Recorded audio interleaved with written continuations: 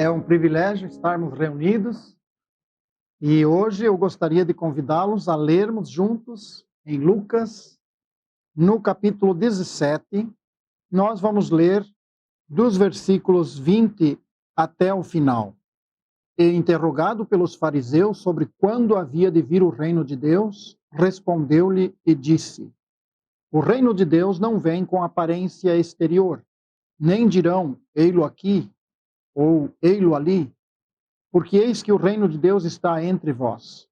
E disse aos discípulos: Dias virão em que desejareis ver um dos dias do Filho do Homem, e não o vereis.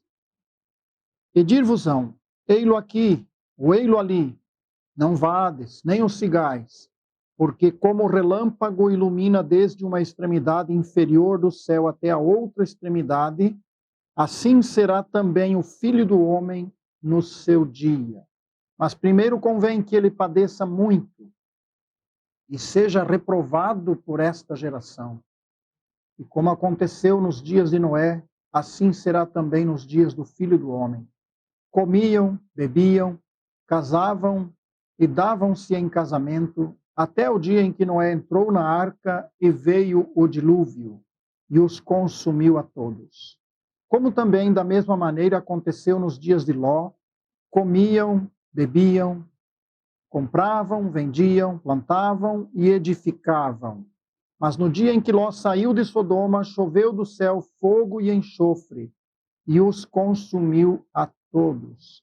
Assim será no dia em que o Filho do Homem se há de manifestar. Naquele dia, quem estiver no telhado, tendo as suas alfaias em casa, não desça a tomá-las. E da mesma sorte, o que estiver no campo, não volte para trás. Lembrai-vos da mulher de Ló. Qualquer que procurar salvar a sua vida, perdê-la-á. E qualquer que a perder, salvá-la-á. Digo-vos que naquela noite estarão dois numa cama, um será tomado e o outro será deixado.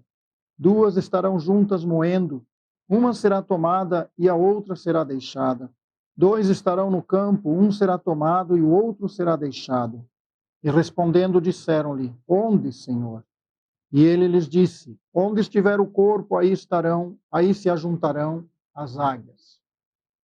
Deus e Pai, nós queremos nesta hora colocar mais uma vez esta palavra diante de Ti. Te louvar por esta palavra e pedir que Teu Espírito Santo conduza aos nossos corações. Em nome de Jesus Cristo, Senhor. Amém. É uma alegria poder abrir a Bíblia e pensar no futuro. E, contudo, observar que há diferentes visões de futuro. Quando pegamos a visão científica, o estudo científico também procura ver o futuro, mas não na dimensão do futuro apresentado aqui na palavra de Deus. E muitas coisas podem ser apresentadas dentro do contexto das Escrituras e outros apenas como uma especulação sobre o que será esse futuro. Encontramos aqui o Senhor Jesus Cristo relatando um encontro com os fariseus. O texto diz no verso 20, interrogado pelos fariseus sobre quando havia de vir o reino de Deus, respondeu-lhe. Esses homens tinham uma expectativa daquilo que aprenderam dos profetas do Velho Testamento e podiam eles esperar sim a vinda do Messias. Mas muito do que eles tinham já tinha sido alterado pela tradição judaica. E muito desse ensino real das Escrituras se perdeu atrás dessa tradição. A prova disso é que esses homens, conhecedores, profundos conhecedores da Escritura, do Antigo Testamento e das promessas do Messias, esses homens não estavam agora percebendo que ali estava o rei. Procuravam pelo reino, mas não conseguiam ver que o rei estava na sua frente. Porque esse rei ainda não estava na figura como um rei, mas como um ser humano dentro das próprias profecias, conforme a Bíblia indicava. Na verdade, esse tema é de grande importância. Contudo, nós não queremos entrar nos pormenores da profecia em si, mas gostaria de convidá-los a pensarmos em algumas palavras-chave que estão aqui. A primeira delas, que nós queremos comentar, é a palavra incompreensão. A segunda é engano, o engano, que aparece aqui a apresentação da condição do engano. Também encontramos aqui a rejeição, e encontramos aqui o juízo, e encontramos aqui a separação. Nós temos nesse texto todo a menção, olhando para o futuro, desses aspectos fundamentais. E nós queríamos colocar aqui a primeira ideia que aparece, a incompreensão. Veja o que está nesses versículos 20 e depois o encontro de Jesus com os seus discípulos, ou seja, a palavra que ele trouxe aos discípulos. O verso 20 diz, interrogado, quando viria, e o verso 21 diz, vocês não estão entendendo. O reino de Deus está entre vós. Não está aqui esta versão, ela traz mesmo a ideia do original. Não está dizendo dentro de vós, como algumas versões trazem. Porque esses fariseus não tinham dentro deles o reino de Cristo. Tanto é que mais tarde o rejeitaram. Aqui está mesmo apresentando o reino de Deus entre vós. Vocês não estão percebendo que o reino de Deus já está entre vós. Matthew Henry, um comentarista, ele diz, é um reino espiritual estabelecido no coração pelo poder da graça divina. O invisível reino do qual Jesus fala aqui estava entre eles e eles não percebiam. Este relato, esse acontecimento, pensando no tema incompreensão, levou-me à lembrança de Eliseu. Vocês conhecem bem a história de Eliseu e conhecem aquele dia em que a sua cidade de Samaria, onde ele estava cercada pelos inimigos. E quando Eliseu saiu, quando os seus servos, o jovem que o apoiava no ministério de profeta, esse jovem viu a cidade sitiada, cercada por exércitos inimigos, apavorado, correu a Eliseu e chamou. Eliseu subiu, imagino subindo as muralhas da cidade e olhando a cidade cercada.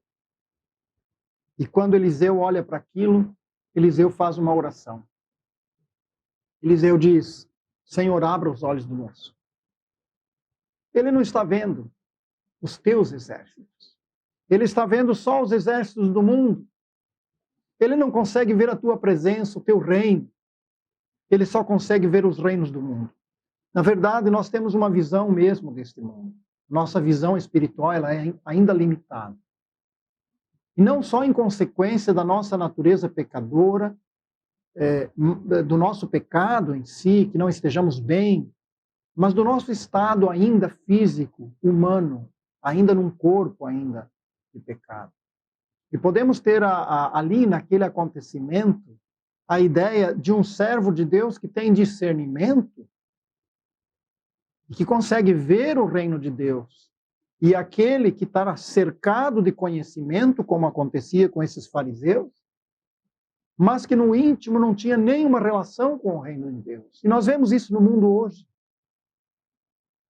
Há muita gente que tem a Bíblia na cabeça, a Bíblia na memória, que tem a Bíblia quase que completa no seu conteúdo escrito, e talvez com um estudo muito aprofundado, mas perdeu por completo o discernimento da presença e da vontade do Senhor. Isso é um fato muito triste. Esses escribas e esses fariseus tinham um conhecimento profundo de todo o Antigo Testamento, mas, contudo, não tinham um conhecimento da presença do Senhor no meio deles. Que triste quando a vida cristã se resume a isso. Ir à igreja, estar olhando esta palavra, estar em comunhão com aqueles que amamos e com aqueles que amam a Deus, e no fundo o nosso coração estar frio, sem discernimento, sem ver os exércitos de Deus, apavorados com os exércitos do mundo. Aqui nessa incompreensão que o texto apresenta, que é um quadro real do ser humano também, nós precisamos também nos localizar nisso. Esse reino invisível, presente, mas invisível, que Eliseu tem a visão, mas o seu servo não tem. A Bíblia diz que Deus trouxe a nós a compreensão desse reino. Quando lemos em 1 Coríntios 2, 9 e 10, o apóstolo Paulo diz: mas como está escrito, as coisas que o olho não viu e o ouvido não ouviu e não subiram ao coração do homem, são as que Deus preparou para os que o amam. A diferença dos fariseus e dos discípulos estava nesta frase aqui: Deus preparou para aqueles que o amam. Esses discípulos aprenderam a amar ao Senhor ao ver as suas obras. Os fariseus viram as suas obras, mas amaram mais o seu próprio reino religioso e não conseguiram deixar seu coração com o Senhor para executar a vontade do Senhor. Então nós temos uma situação realmente muito semelhante ao que acontece no mundo. E o texto de 1 Coríntios não para nesse ponto, que o Senhor revelou aos que o amam, ou que preparou para os que o amam. Ele diz: Deus nos revelou pelo seu Espírito, porque o Espírito penetra todas as coisas, ainda as profundezas de Deus. Deus revela a mim e a você a sua vontade. Tem sido para nós uma experiência olharmos a palavra do Senhor e dela retirarmos os valores que nos conduzem à visão do que o Senhor quer de nós. O Senhor tem conseguido revelar ao seu coração a sua vontade no meio dos conflitos deste mundo? Ou nós ainda estamos numa certa incompreensão? Podemos estar não compreendendo bem, mas a Bíblia diz: mas Deus nos revelou pelo seu Espírito. O Espírito Santo continua a fazer esta obra e transferir para o nosso coração a vontade do Pai. E o apóstolo Paulo fala sobre isso. Ele diz que nós devíamos ser cheios de discernimento da sua vontade. Mas é preciso não somente andar cercado por esta verdade, mas que essa verdade faça parte do nosso interior. Quando Jesus disse: o reino de Deus está entre vós, seria muito melhor se ele dissesse: está em você, o homem fariseu. Mas não podia dizer isso aos fariseus. Como é que se entra nesse reino invisível de Deus? Nessa parte da compreensão do invisível, eu gostaria de lembrar mais um acontecimento com o próprio Eliseu, para não dar a ideia de que aquele que está num estado de comunhão muito profunda sempre vai ter todas as respostas, porque não é assim também. O próprio Eliseu, naquele momento em que aquela senhora vem angustiada à procura dele, Eliseu tinha anteriormente orado por esta família e esta senhora tinha um filho. E Eliseu, quando ela chega angustiada, o servo de Eliseu ficou também sem saber o que fazer e queria tirá-la dos pés de Eliseu quando ela se prostrou diante dele. E Eliseu disse: não faça isso, somente corra até a casa e leva o meu cajado e põe sobre o menino. O menino havia morrido. E Eliseu faz uma declaração. Ele diz: o Senhor não mo revelou. Eu não sei o que se passa com ela. Então havia momentos que os profetas sabiam exatamente o que se passava, porque Deus tinha dado a eles a capacidade de compreender o que se passava. Mas havia momentos em que eles próprios não sabiam. Então na vida cristã também não é diferente conosco. Há momentos que nós temos uma clara compreensão do que Deus quer de nós.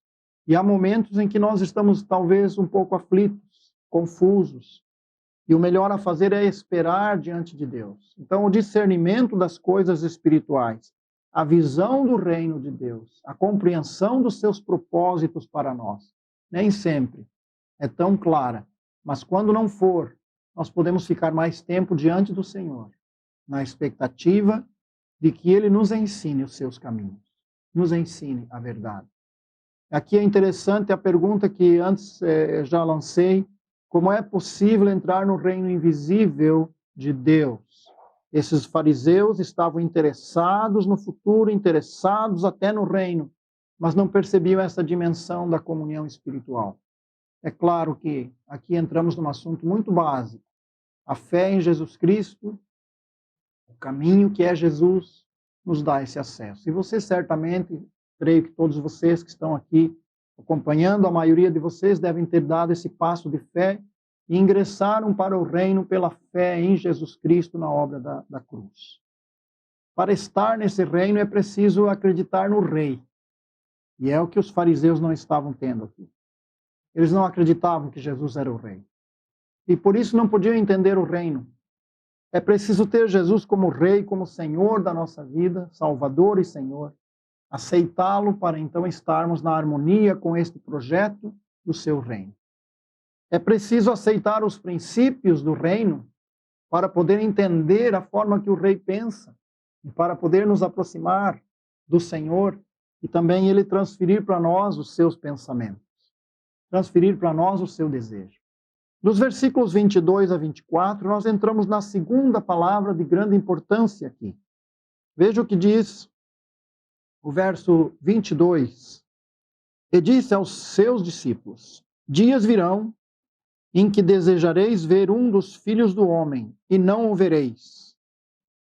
E dir-vos-ão, ei-lo aqui, ou ei-lo ali, não vades, nem os sigais, porque assim como o relâmpago ilumina desde uma extremidade inferior do céu até a outra extremidade, assim será também a vinda do Filho do Homem. Uma segunda grande frase aparecendo aqui nesses versículos é a frase o engano. O perigo de ser enganado. Nós temos aqui, ele dirige-se a quem? Já não está falando com os fariseus, aqueles mestres da religião judaica. Está falando com os seus discípulos. E dizendo, nós temos um grande interesse em saber o futuro. Nós gostamos desse tema. E nós queremos saber. Devemos ter cuidado. Porque nós podemos ser enganados. E ele diz, virão dias em que desejareis ver um dos dias do Filho do Homem. Aqui aparecem várias áreas que podem nos levar ao engano. Várias situações, circunstâncias possíveis para levar ao engano. A sedução, a Bíblia fala muito sobre isso. Quando alguém é enganado através de uma apresentação descontextualizada da Escritura, tomando textos e levando a uma compreensão enganosa e uma fé enganosa. Muitos dos grupos formulam primeiro o seu regimento de fé e de prática religiosa, para depois trazer a Bíblia e acertar a Bíblia com esses princípios que eles já estabeleceram. Praticamente isso estavam fazendo também os fariseus. Então nós temos que ter sempre o cuidado de nos despir de toda aquela informação que nós achamos estar certa e buscarmos a informação certa que a Bíblia dá. Aquela informação religiosa que se diz deve ser conferida e acertada em relação à Bíblia. E não ao contrário, fazer a Bíblia concordar com as minhas convicções. Mas a minha convicção concordar, ceder à afirmação bíblica. A sedução tem mais também o sentido de alguém ser arrastado lentamente a abandonar a fé, a abandonar valores, a negar a Escritura, a negar textos fundamentais, a ir perdendo a fé que este livro é o livro de Deus, é o livro inspirado por Deus. As tribulações do mundo. Certamente Jesus Cristo estava preocupado com seus discípulos, porque quando ele fala do engano, ele também pensa nas tribulações do mundo, as dificuldades extremas e que levam a esse sentimento, como eu queria que Jesus estivesse aqui. Então, é esse sentimento. Ele diz, desejareis ver um dos dias do Filho do Homem.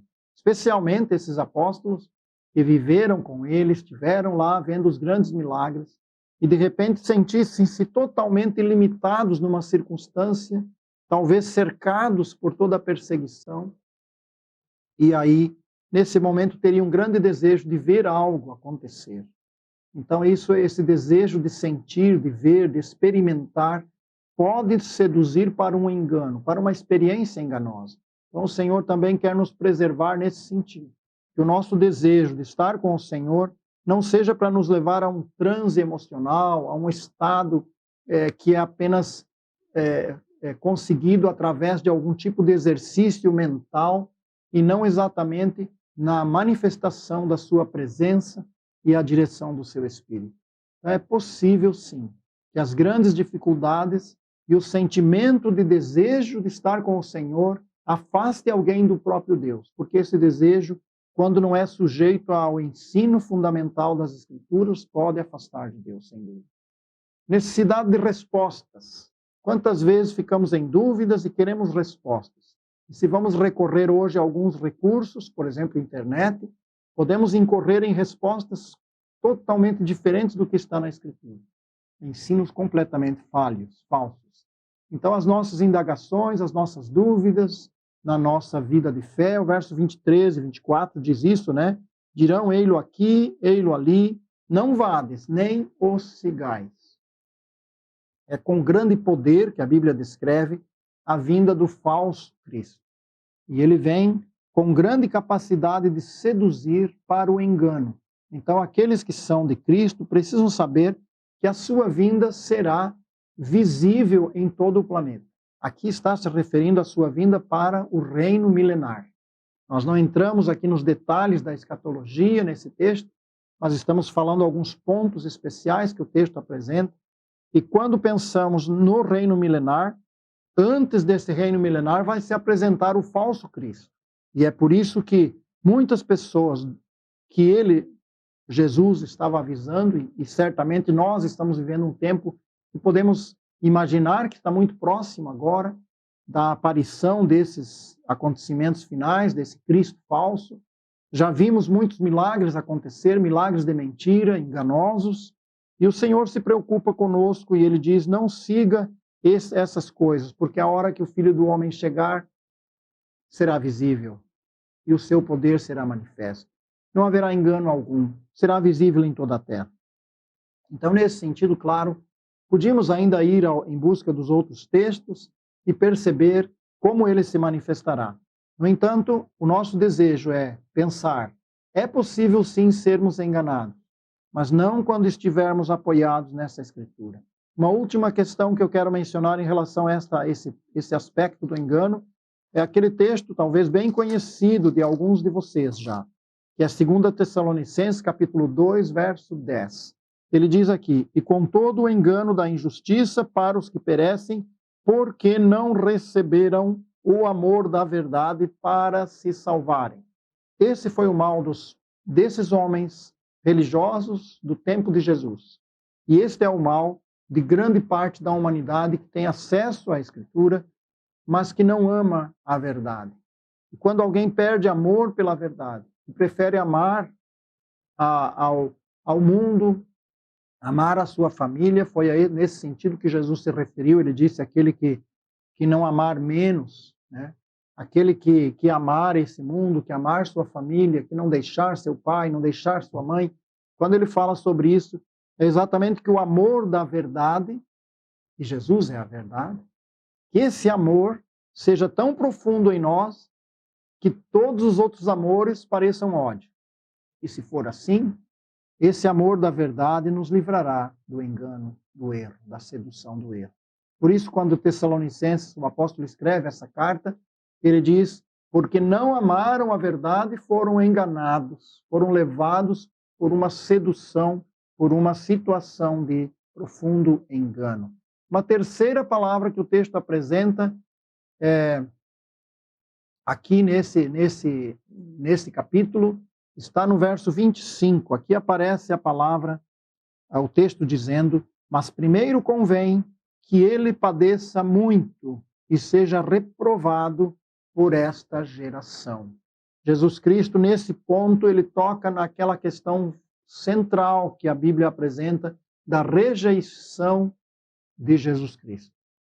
Os discípulos poderiam não resistir a esse momento de rejeição e abandonar a fé. Nesse ponto, eu gostaria de perguntar a vocês, uma pergunta a mim também, a cada um que está olhando para esse texto. Você já pensou que no cerco, na situação como está hoje, já não é uma situação muito cômoda, muito fácil, estamos vivendo um tempo difícil, considerando, comparando a situação dos países onde já há perseguição, parece que este espaço de liberdade está sendo diminuído, estamos sendo cercados, a liberdade para a proclamação do Evangelho já não há em muitos países. E qual será a sua situação como crente em Cristo diante desta rejeição do Evangelho, rejeição de Cristo? Quando olhamos essa situação, devemos nos perguntar: estaremos nós firmes ou vamos também cair? Então ele diz, ele estava expondo aqui, na verdade, Jesus estava fazendo uma exposição da sequência cronológica. Ele diz, antes que ele venha como rei, ele iria ser rejeitado. E logo em seguida, nos próximos tempos, ele foi crucificado. Mas isso implica numa rejeição também para aqueles que o servem. Estamos preparados para resistir à rejeição? Nós temos sido rejeitados no mundo, os valores cristãos, os valores da família, os valores da fé em Jesus estão sendo rejeitados e nós estamos preparados? O perigo de buscar um caminho mais fácil e a acomodação para evitar a rejeição, buscar um espaço cômodo em que concorde com todos, em que agrade a todos, isso é muito perigoso. Então é a partir desse momento que ele passa a desenvolver as duas ilustrações, a primeira sobre Noé e a segunda sobre Ló. E é nesse espaço de rejeição que ele diz do perigo que é incorrer neste caminho em que se perde, para os que estão sem Cristo, se perde a oportunidade. Para os que estão em Cristo, se perde também a oportunidade, mas de servir a Deus. E os dois aspectos aparecem nessas histórias que estão aqui. E nós queremos olhar um pouquinho para elas. O perigo de buscar o caminho mais fácil, acomodação, rejeição, e ele diz nos dias de Noé. Veja só, verso 26. E como aconteceu nos dias de Noé, assim será também nos dias do Filho do Homem. Comiam, bebiam, casavam e davam-se em casamento, até o dia em que Noé entrou na arca e veio o dilúvio e os consumiu a todos. Então aqui, talvez esteja a se referir mesmo mais ao mundo sem Deus, mas ele está dizendo sobre uma distração natural, fazendo coisas que em si não são más, podem não ser, podem estar corretas dentro do padrão que Deus estabeleceu para a família, está dizendo sobre casamento, pode estar correta sobre a quantidade em que alguém bebe, não bebe demais, não se embriaga, pode estar dentro das normalidades, mas ainda assim ser uma vida acomodada sem os valores espirituais. É muito comum esse sentimento humano de que nós estamos vivendo, olhando para frente quando virá, e não percebemos que o Senhor está aqui presente falando conosco hoje. Ficamos sempre jogando para o futuro, a expectativa do encontro com o Senhor, e sem dúvida será maravilhoso, será profundamente claro para nós, porque será a visão completa que vamos ter depois com o Senhor. Mas aqui, tão limitados em nossa condição humana, podemos ter momentos especiais, onde podemos dizer, venha o teu reino, venha o seu reino. Eu não sei se você já nesta semana ou em algum tempo antes esteve dizendo ao Senhor, eu quero que venha o seu reino. Eu quero que se faça a tua vontade. Eu não sei o quanto nós desejamos pela vinda do Senhor, pela presença do Senhor, mas esse mesmo desejo deve estar presente no sentido de que Ele está já operando a sua obra aqui, nesse momento em nossas vidas. Então aparece Noé seguindo naturalmente, acomodado. Muitas pessoas estão assim hoje, acomodados. Não sofreram nada que altere o seu mundo, os seus negócios. Eu conheço outros que perderam também empregos com salários muito altos e sentiram um impacto muito grande. Mas eu conheço outros que estão muito bem, muito acomodados. Eu achei muito interessante a colocação que o meu filho Silas fez sobre o sentimento que ele teve quando está vivendo na Alemanha já há um ano, e ele disse, o que me parece é que esse povo aqui não tem aquela sensação de que o dinheiro vai acabar, que eu não vou conseguir pagar o aluguel, que eu não vou conseguir comprar no mercado. a impressão que eu tenho é que eles estão assim muito mais tranquilos, não tem esse sentimento. E parece que é assim porque há uma segurança maior da parte do governo, se perder o emprego, vai ter apoio pelo menos para as coisas fundamentais. Então, dá a impressão de uma segurança. E muita gente, quando está num ambiente assim, deixa de se esforçar na busca do Senhor. Vive para este reino humano e perde a direção do Senhor na sua vida, na sua comunhão. Então vem o segundo exemplo. Ele diz, nos dias de Ló, dias em que Ló saiu de Sodoma, choveu fogo do céu e enxofre consumiu a todos. Assim será no dia em que o Filho do Homem, falando da sua vinda, manifestar. Aqui nos dias de Ló, ele diz no verso 28, como também da mesma maneira aconteceu nos dias de Ló, comiam, bebiam, compravam, vendiam, plantavam e edificavam. Ele dá uma informação mais ampla do que havia no dia de Ló em relação ao dia de Noé.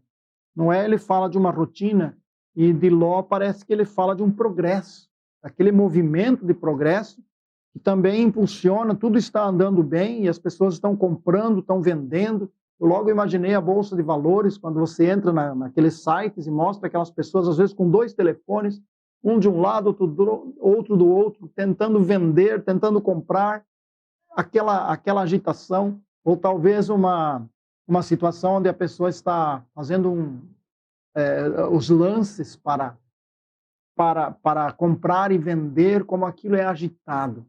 Talvez a sua vida não seja assim, tão agitada assim. Mas o mundo do comércio, o mundo do comprar e do vender, como diz de Sodoma e Gomorra, quando leva a esse progresso, quando faz as pessoas estarem tão agitadas, não tem mais tempo para nada. Parece a vida lá no meio dos leilões, onde tudo corre muito rapidamente, os valores podem se perder. E parece a nossa realidade também dentro do nosso urgente.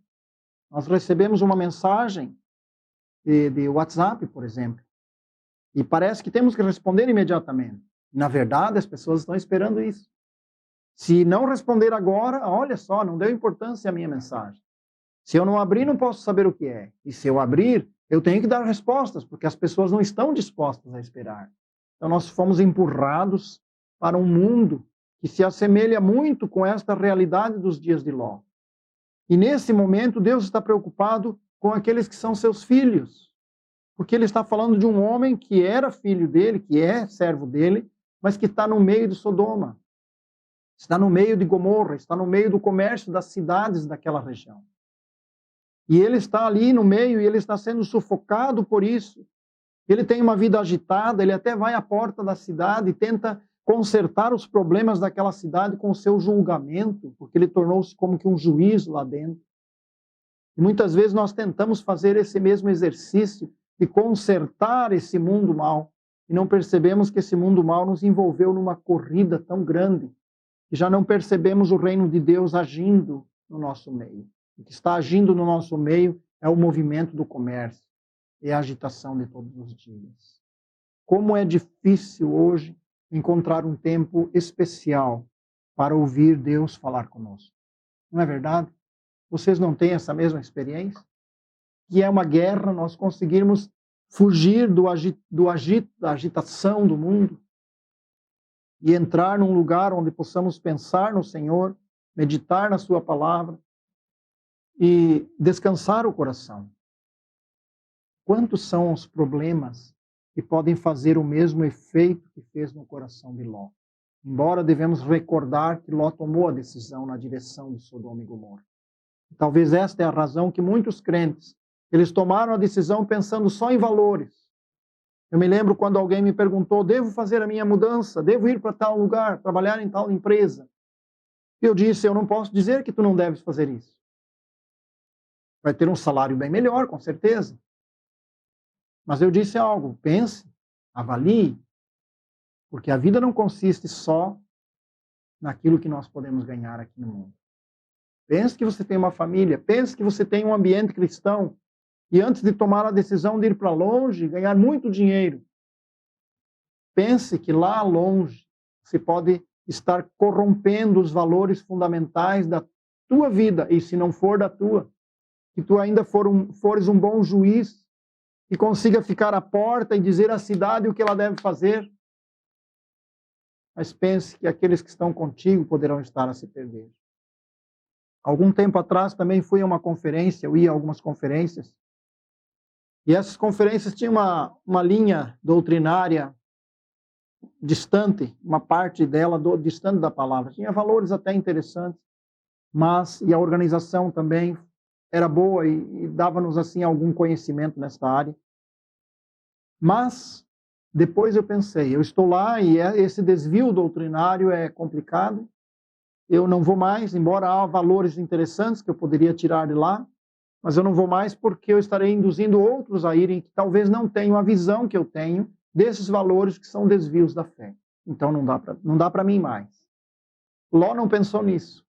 Ele pensou na Campina, pensou em Sodoma e Gomorra, no comércio que havia, no movimento todo que havia, no lucro que havia.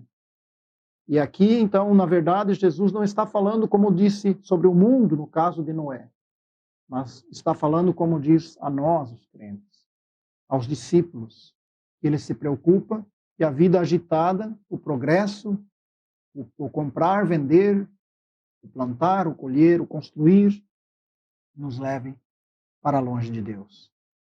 Certa vez eu também li um texto que dizia a tirania do urgente. Na verdade, muitas vezes somos sufocados. Sempre é urgente, é urgente, é urgente. E esses urgentes todos tomam um lugar que deveria ser o lugar onde o Senhor manifesta o seu reino em nossas vidas. E por vezes a vida se torna vazia, como a vida daquele fariseu que conhece tudo, mas não conhece o Senhor. Podemos conhecer muita coisa, e talvez perder o conhecimento daquilo que o Senhor quer que tenhamos. Isso realmente é fundamental, que possamos pensar nesta hora.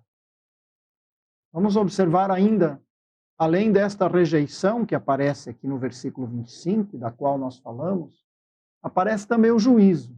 Olha só, dentro daquilo até já tocamos nesse ponto, quando ele apresenta Noé, a situação de Noé, ele está falando de juízo. O juízo sobre o mundo nos dias de Noé. Noé, nesse caso, é exemplo daqueles que vivem pela fé. Nós temos 3 grupos aqui representados nesse contexto de Noé e de Ló. Nós temos o Noé como aquele homem que se desprende de todas as coisas para fazer o projeto de Deus, que era a arca.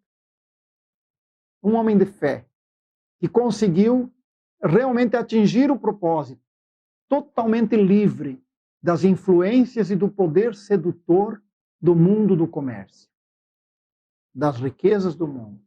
O seu olhar estava no projeto de Deus, o reino futuro, mas a arca não era futuro sim, mas era ainda nessa terra, salvação da sua família. A prioridade da sua vida estava ali, um homem de fé. Depois nós encontramos a outra situação onde aparece o juízo, que é Ló, nós já falamos inclusive, mas Ló está muito acomodado à sua vida, e Ló é um exemplo dos crentes que vivem para o mundo. O verso 33 diz assim: qualquer que procurar salvar a sua vida, perdê-la-á, e qualquer que a perder, salvá-la-á. Esse Ló, ele observou a campina, Abraão ficou nas montanhas, e ele foi para lá porque lá tinha bom comércio, salvar a sua vida, ganhar muito dinheiro, enriquecer. E Ló, na verdade, perdeu a sua vida. Ele não perdeu a si próprio, mas ele perdeu tudo o que ele possuía, inclusive a sua esposa se perdeu nesse caminho. Então é muito possível que a gente não esteja medindo a realidade dos valores espirituais. E que estamos olhando, pensando na eternidade e no reino celestial, e não estamos pensando que o reino de Deus está aqui entre nós e em nós, através de Jesus Cristo, e que nós estamos talvez não percebendo o valor de investir neste reino, investimos no outro reino, o reino do mundo. Nós encontramos o Ló, um exemplo dos crentes que vivem para esse mundo. A Bíblia chama isso de crentes carnais, são motivados, atraídos e motivados pelos valores carnais. E Ló teve a perda dos seus bens. E aqui entrei com uma questão enquanto eu estudava. Por que Deus não avisou Ló um pouco antes?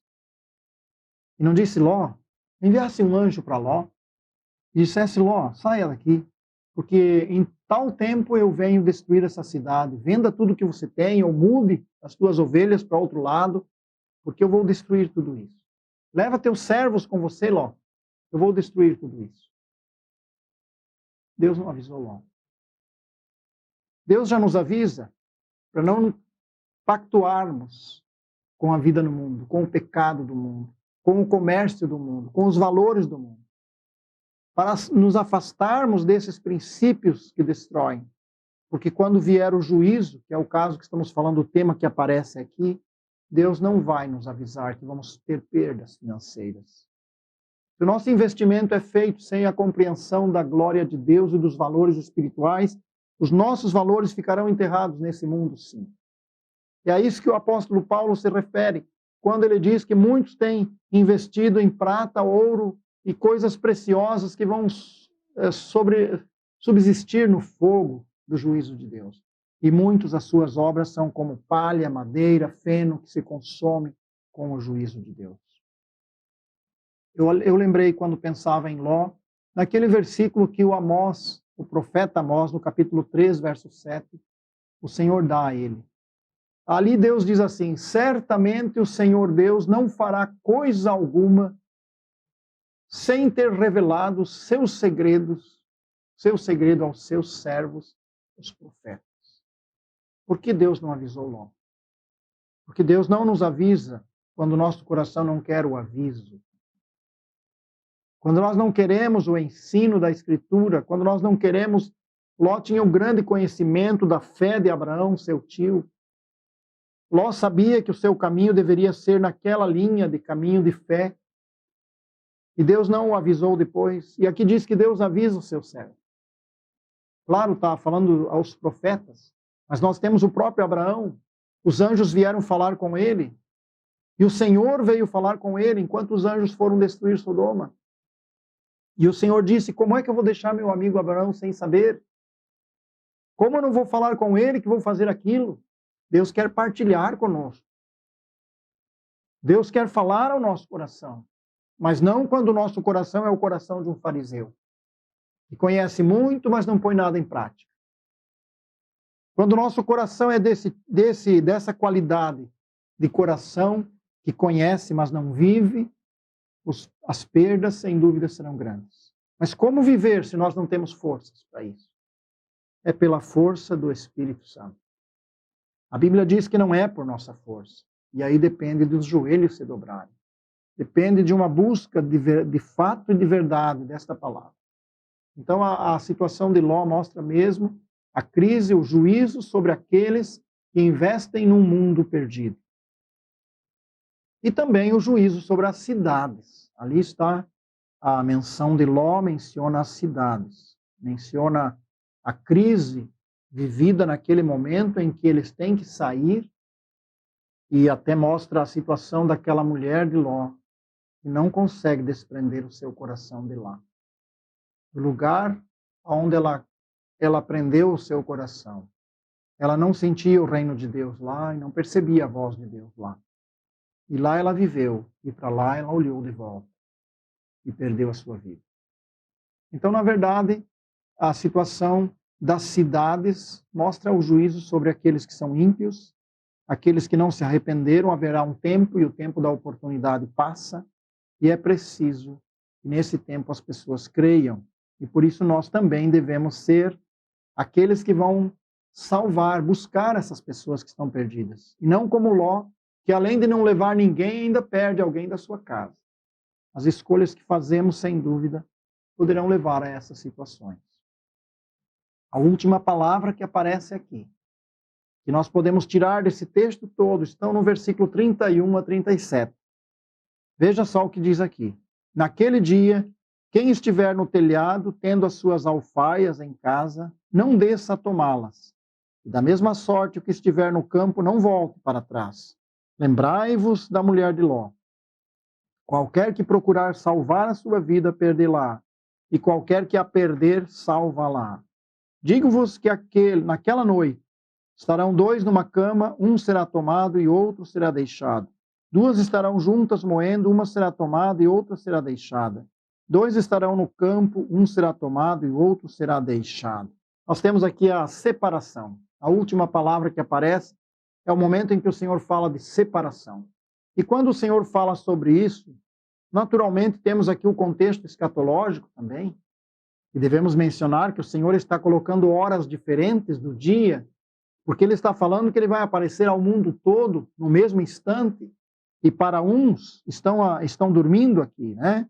Diz aqui, numa cama, um será tomado, outro será deixado, depois diz, moendo, em que horas do dia, não sabemos, outro estará no campo, é de dia, então alguns noite, outros dia, e Deus está mostrando assim a geografia, o nosso planeta todo, os japoneses lá, os brasileiros aí, os europeus, e cada um dentro desse fuso horário todo, o Senhor aparecendo a todos no mesmo instante. Então, sem dúvida, está falando isso. Mas está falando da separação. Um é levado, outro é deixado. Aqui aparece também a dificuldade que os teólogos, a teologia, os comentários têm de colocar essa ideia. Seria o arrebatamento? Esse que é levado é o que é arrebatado? Podemos pensar, porque também há ensino sobre isso. Mas parece que o que é deixado é o que fica para o milênio. É o que não morre na tribulação. É o que Deus preserva para o seu reino milenar. Também pode. Alguns comentaristas apresentam esta ideia e pode ser isso mesmo também. Independente da situação que o texto possa estar dando maior ênfase, se para os que são levados, arrebatados, ou para os que são levados, que são os que foram julgados no juízo e que não sobreviveram, independente disso, o que importa é saber onde nós estamos nesse quadro, nessa condição de relacionamento com o Senhor. Estamos ligados a Ele ou estamos separados dele? Estamos unidos ao seu propósito, à ação do juízo em todo o mundo. E, nesse sentido, também é impossível de se esconder. Se estamos unidos, estamos nele preservados. Se estamos separados, vamos sofrer a consequência da morte.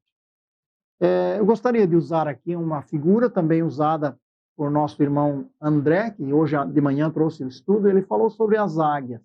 Está aqui no final. E para finalizar, eu queria realmente usar esta mesma figura. Ele diz aqui, respondendo, disseram-lhe, onde, Senhor? Onde é que vai acontecer isso? E o Senhor diz, onde estiver o corpo, aí se ajuntarão as águias. As águias também são um símbolo do juízo, nesta separação, e neste sentido, também há aquela ideia de que estão presentes onde há morte. E se estão presentes onde há morte, você deve se preocupar com esse movimento de morte, onde o Senhor vai executar juízo. Você respira o perfume dessas promessas e consegue perceber a ação do reino de Deus no dia a dia. Quando eu pergunto isso, eu incluo a minha situação também. Eu fico a pensar até que ponto, durante o dia, eu estou consciente deste reino maravilhoso, das decisões que implicam em estar em harmonia com este reino, da comunicação do Senhor ao coração, nos ensinando, ou estamos com esse perfume, que a Bíblia fala que este evangelho é como um perfume, ou com o cheiro de morte, em que as águias em grande quantidade se aproximam, porque há morte. Porque está a presença do reino da morte, não do reino da vida. Como é que está a nossa situação de vida na comunidade onde estamos? As pessoas veem os sinais da vida e são libertas da sua morte, ou nós próprios estamos comprometendo os nossos valores e no final perdendo tudo aquilo que nós achamos que era um grande ganho. Que Deus nos ajude a refletir sobre isso e pensar como está esse movimento das águias na nossa vida. Estamos vencendo? Estamos combatendo o mal? Ou estamos cercados e não tendo discernimento da vida e da presença do Senhor em nós? Que o nosso coração, com todo o nosso coração, possamos dizer, venha o teu reino, venha sobre nós o teu reino. Faça da minha casa, o lugar onde eu estou, como um oásis nesse deserto, um lugar onde se manifesta a sua vontade, onde se manifesta o seu reino. Que Deus glorifique o seu nome e nos abençoe a olhar para esse texto e pensar nesses valores e nas experiências que outros tiveram. Que o nosso coração se aproxime do Senhor e o Senhor possa também nos chamar e dizer, assim como disse aos seus discípulos, falar ao nosso coração. Deus os abençoe com sua palavra. Amém.